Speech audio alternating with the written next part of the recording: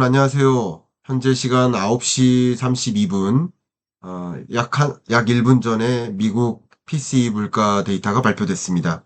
이 물가 데이터가 어떤 영향을 미칠지 지금부터 즉시 분석할 수 있도록 하겠습니다. 방금 받은 자료를 데이터에 옮기고 그래프를 업데이트를 했습니다. 보시는 것처럼 미국 PCE 물가 상승률이 2.1%를 기록했습니다. 이것은 기본적으로 초인플레이션 시대가 야기된 이래 이때부터 기준금리를 인상했단 말이에요. 그죠? 기준금리 인상했단 말이에요. 그 이래로 가장 낮은 물가 상승률을 기록했던 게 2.1%였는데 역시 동률의 가장 낮은 물가를 기록한 겁니다.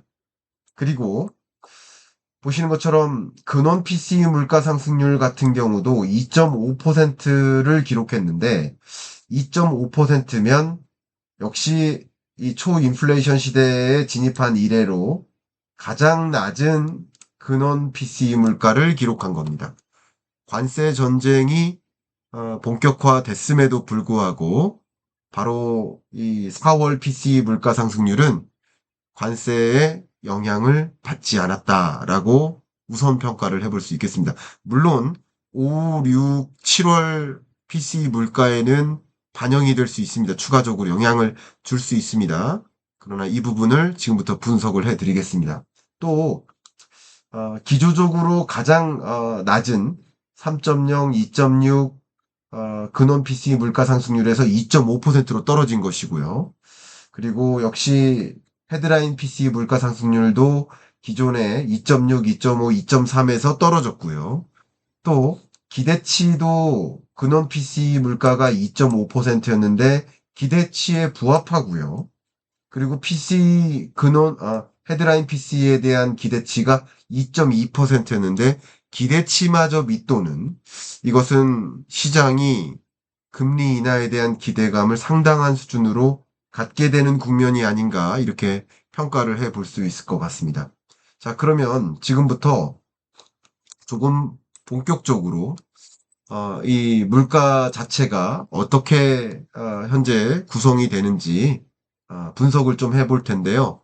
어제 발표됐던 GDP 부분도 잠깐 공유해드리고 물가 안정 여부를 진단해 보도록 하겠습니다.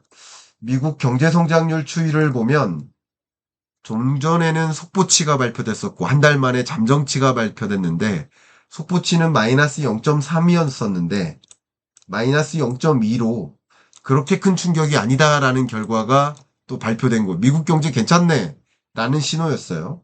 또 미국 경제가 괜찮다라고 봤었던 제 주장의 근거는 GDP를 구성하는 항목들을 보면 사실 투자도 엄청 늘고 뭐 가계의 소비도 괜찮고 뭐 수출도 괜찮은데 극단적으로 수입이 크게 늘어서다.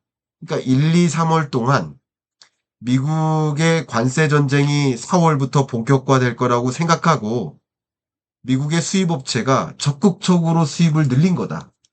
그러니까 이게 미국 경제 성장률을 마이너스를 기록하게 된 배경이었던 것이다.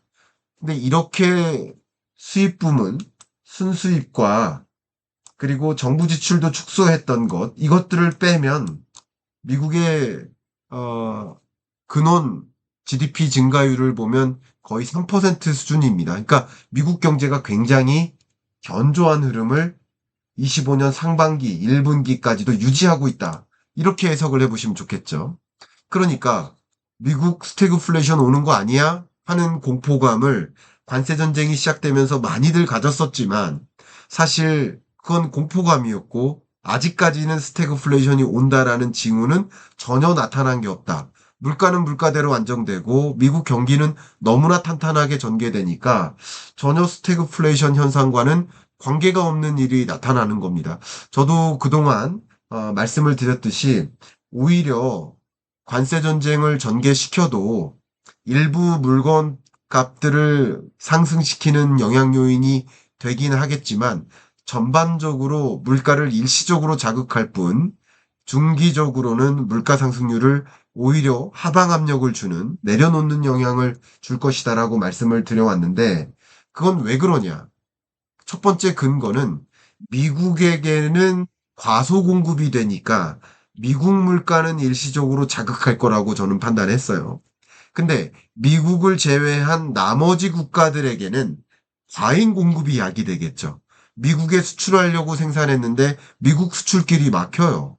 그러니까 더 싼 가격으로 다른 나라에라도 수출을 해야 돼요. 철강, 알루미늄에 관세가 부과되니까 미국으로 수출할 수가 없어요. 멕시코나 캐나다에서 생산한 철강, 알루미늄을. 그러니까 유럽에 더 싸게 공급을 해야만 하는 상황이에요. 가뜩이나 과잉 공급 상황에서.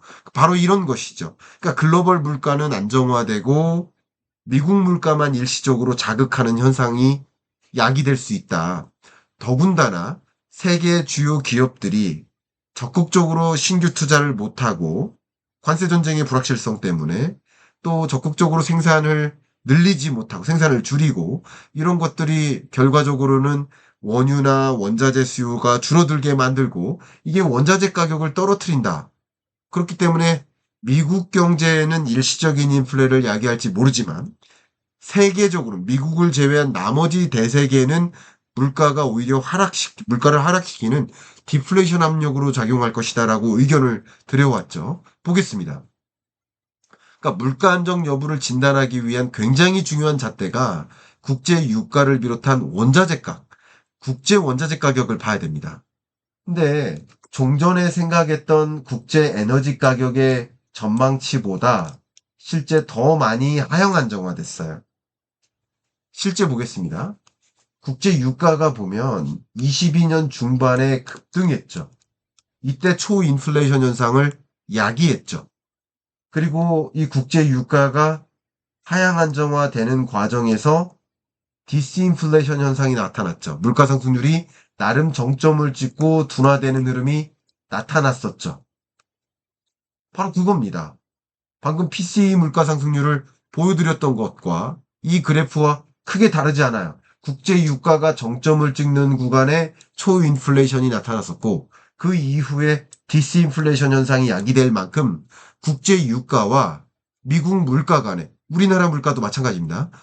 세계 주요국 물가 상승률 간에 상당한 동행성을 보입니다.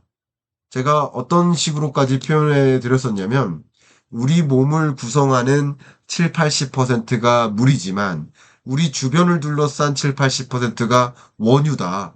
원유로 이 모든 것들을 만든다. 라고 말씀드렸어요. 마찬가지예요. 그러니까 물가를 자극하는 요인, 물가를 떨어뜨리는 요인, 둘 다 국제 유가, 원자재 가격이라는 거예요. 생각보다 굉장히 강한 동행성을 보이죠. 근데 지금은 국제 유가가 더 떨어졌어. 왜?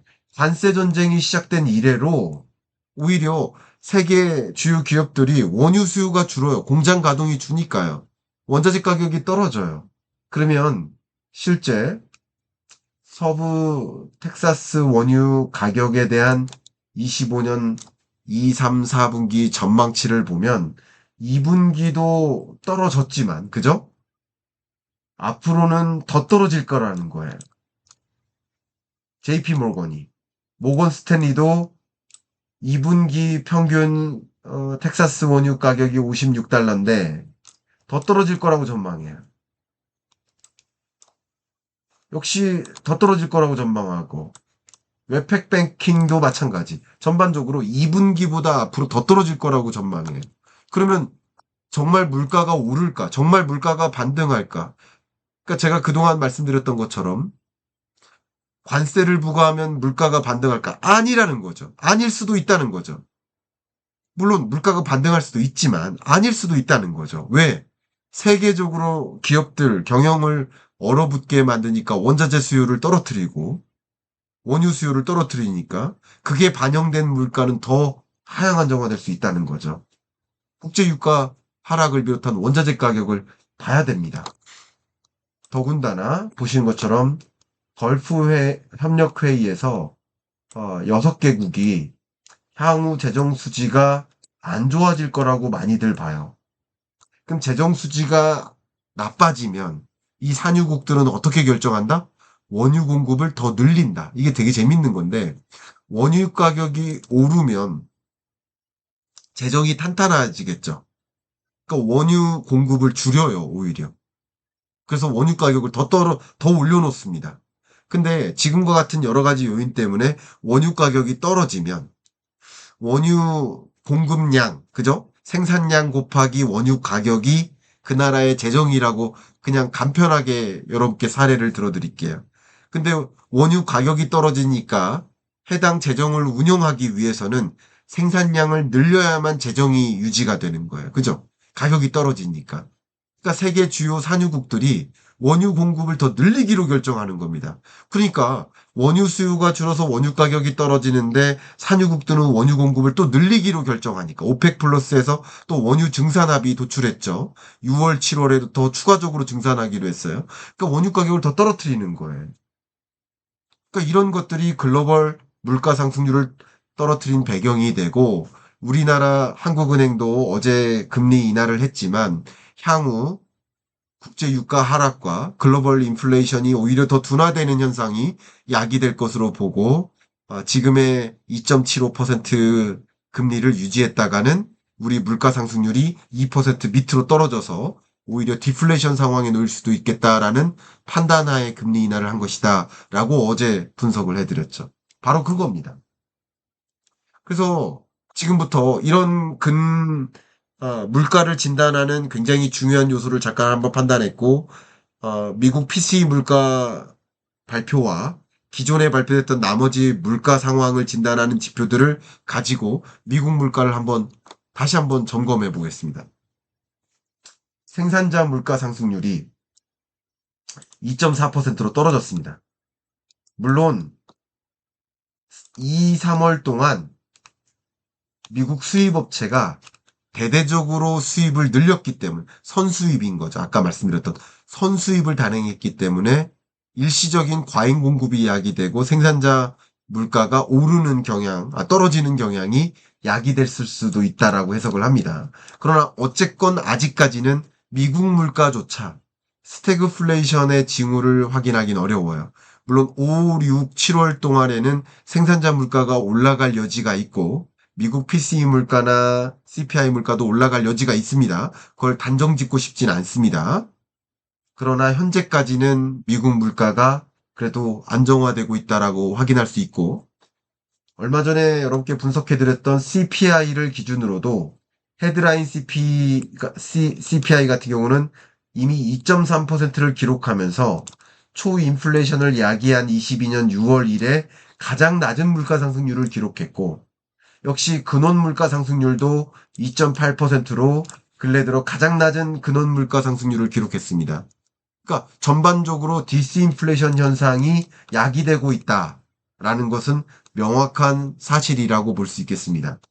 자, 그러면 CPI를 그때도 분석해드렸지만 뜯어보면 특히 에너지 가격이 많이 하락하니까 이게 물가 상승률을 떨어뜨리는 요인이 되고 또 식료품 물가나 이런 것은 큰 변화가 없지만 근원 서비스 물가조차 상당히 기여도가 떨어진 겁니다. 가장 높았던 지점과 비교해보면 근원 서비스 물가의 기여도도 많이 떨어졌습니다.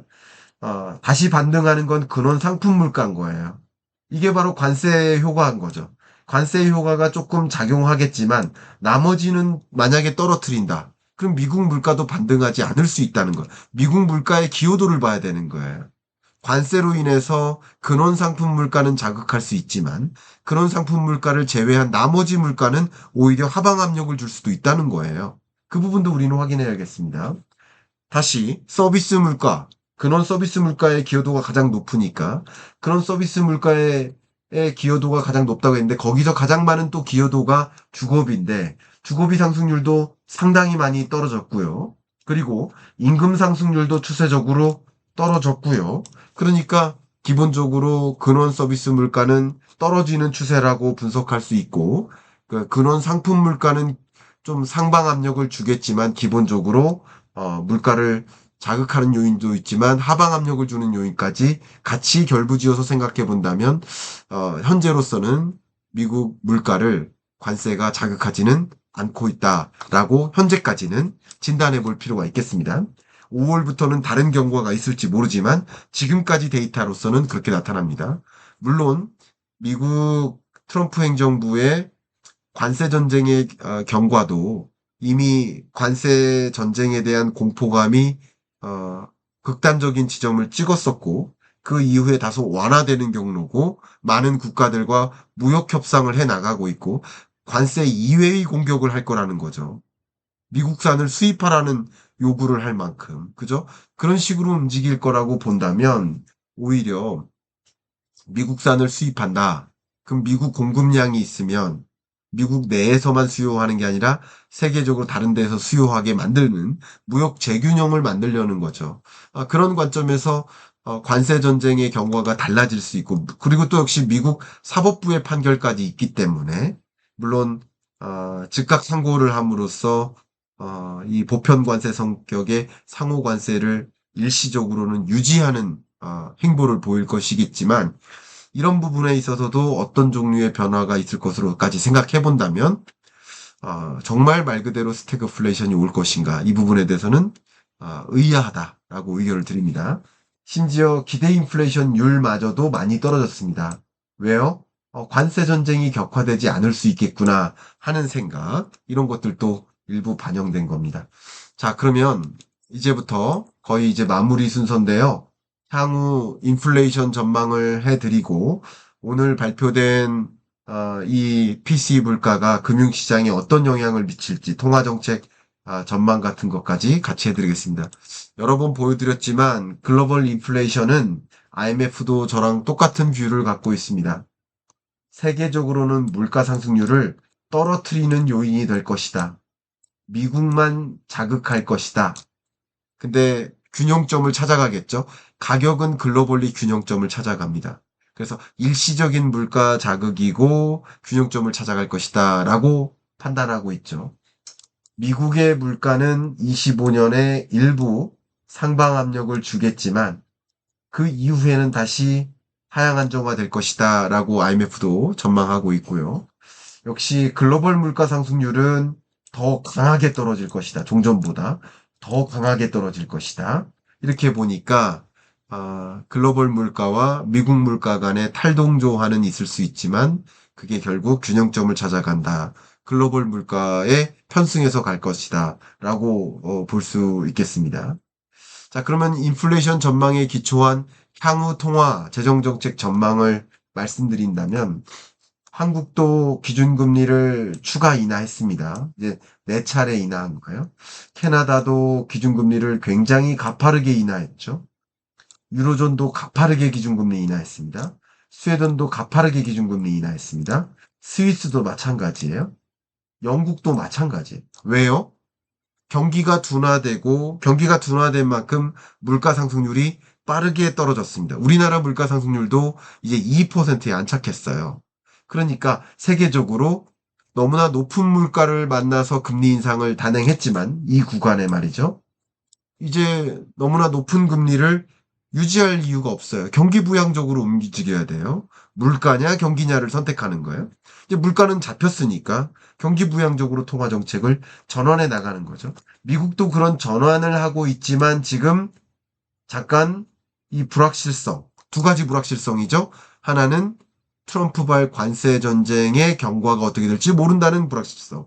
그리고 그 트럼프의 정책 기조가 미국 물가를 어떻게 자극할지 모른다는 불확실성. 두 가지 불확실성이 있기 때문에 지금까지는 올해 들어서 연준이 금리 인하를 추가적으로 못하고 있을 뿐이에요. 그런데 이미 오늘 트럼프와 파월이 만났죠.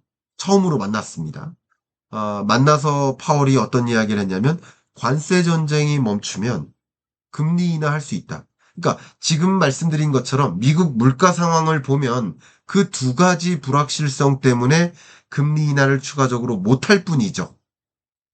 근데 그 두 가지 불확실성이 사라지면 금리 인하를 할 만한 여건이 된다는 거예요.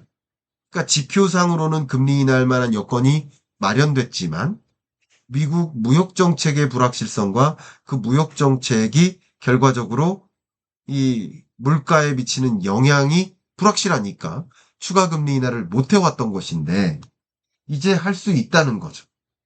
그게 멈춘다면. 물론 미 사법부는 그걸 멈춰 세웠지만 그건 상호관세를 멈춘 거고요. 그리고 항고를 함으로써 다시 이 상호관세가 적용되기 시작했죠. 다시 바로 하루 만에. 그리고 이어서 상호관세가 아니더라도 저의 구상은 지금부터는 상호관세 접근은 아마도 제동이 걸릴 가능성이 있어 라고 판단하고 무역확장법에 기초해서 품목별 관세 전쟁을 펼쳐나갈 것으로 봅니다. 현재는. 근데 그럼에도 불구하고 미국의 요구를 들어주는 나라들에 대해서는 관세를 면제 조치를 단행하는 모습들을 보이고 있기 때문에 결국 관세 전쟁도 완화되는 것으로 평가할 수 있지 않겠죠. 그런 것들이 또 하반기에 나름 기대되는 대목이라고 확인해 볼 수 있겠습니다. 자, 그러면 이제 오늘 발표된 PCE 물가가 금융시장에 어떤 영향을 미쳤을지를 확인을 해야 됩니다. 그 부분을 지금부터 말씀드리겠습니다. PCE 데이터가 발표되기 전까지만 해도 오늘 다음 이제 통화정책 회의 때 6월 18일이죠. 이때 기준금리 동결할 거야. 97%가 그렇게 믿었습니다. 98%가. 금리 인하할 거야 라는 의중은 2%밖에 안 됐는데 이게 늘어났겠죠. 지금 제가 업데이트를 하고 있으니까 보여드리겠습니다. 업데이트를. 네, 늘어났네요. 2%였는데 5.4%로 늘었네요. 재밌네요. 그리고 향후 통화정책 기조에 대한 의견도 뭐 9월에는 금리 인하하겠지. 그리고 또 12월에 추가 금리 인하하겠지. 점진적으로 금리 인하하겠지라는 생각을 지금 시장에서는 하고 있다라고 정리를 할 수 있겠습니다. 그 다음 여러분께 보여드릴게요. 오늘 발표된 이 물가가 미 국채 금리에는 어떤 영향을 미칠지를 또 확인해야 되겠죠. 지금 보고 있는데, 네, 발표된 이래로 국채 금리가 미 국채 금리가 조금 떨어지죠. 물론 국채 금리는 단기 금리에 뭐 더 선제적으로 영향을 미치고 10년물 국채 금리에는 덜 영향을 미치지만 어쨌든 10년물 국채 금리도 떨어뜨리는 영향 요인이 되었고 그리고 금리를 인하하겠지 하는 그런 많은 분들의 그 기대감이 반영되면 아무래도 달러의 추가적인 약세화 아무래도 조금의 약세화가 전개. 금리가 떨어질 테니까 금리가 떨어지면 달러화에 대한 선호가 좀 떨어지겠지. 이게 달러화의 추가적인 약세화를 가지고 왔습니다. 소위 정상적인 국채 금리가 떨어질 때 달러화의 약세화가 전개되는 게 정상적인 시장의 모습인데 지금은 정상적인 행보를 보이고 있다. 이렇게 평가를 해 보도록 하겠습니다. 이제 마무리 말씀을 드리면요.